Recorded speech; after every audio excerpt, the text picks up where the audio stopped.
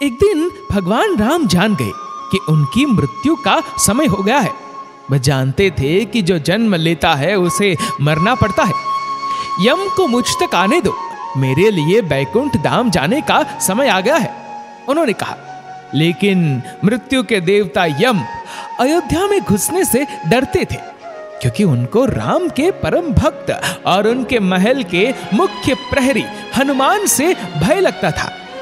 यम के प्रवेश के लिए हनुमान को हटाना जरूरी था, इसलिए राम जी ने अपनी अंगूठी को महल के फर्श के एक छेद में से गिरा दिया और हनुमान से इसे खोज कर लाने को कह दिया।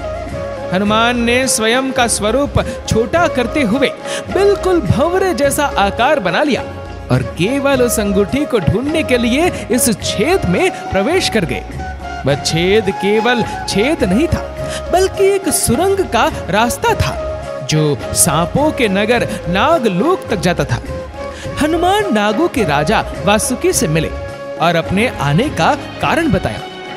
वासुकी हनुमान को नागलोक के मध्य में ले गए, जहां अंगूठियों का पहाड़ जैसा ढेर लगा हुआ था।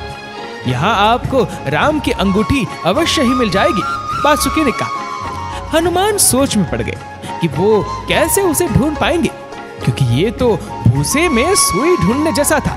लेकिन सौभाग्य से जो पहली अंगूठी उन्होंने उठाई वो राम की अंगूठी थी। आश्चर्यजनक रूप से दूसरी भी अंगूठी जो उन्होंने उठाई वो भी राम की ही अंगूठी थी। वास्तव में वो सारी अंगूठी जो उस ढेर में थी सब एक ही जैसी थी। इसका क्या मतलब है? वह सोच में पड़ गए। वासुकी मुस्कुराई और बोले, जिस संसार में हम रहते हैं वो सृष्टि व विनाश के चक्र से गुजरती है। इस संसार के प्रत्येक सृष्टि चक्र को एक कल्प कहा जाता है।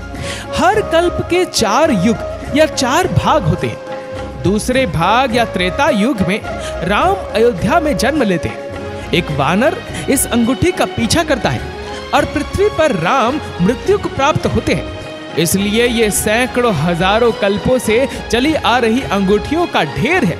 सभी अंगूठियां वास्तविक है। अंगूठियां गिरती रही और इनका ढेर बड़ा होता रहा। भविष्य के रामों की अंगूठियों के लिए भी यहाँ काफी जगह है। हनुमान जान गए कि उनका नागलोक में प्रवेश और अंगूठियों के पर्वत से साक्षात कोई आकस्मिक घटना नहीं थी। ये राम का उनको समझाने का मार्ग था कि मृत्यु को आने से रोका नहीं जा सकेगा। राम मृत्यु को प्राप्त होंगे, संसार समाप्त होगा, लेकिन हमेशा की तरह संसार पुनः बनता है और राम भी पुनः जन्म लेंगे।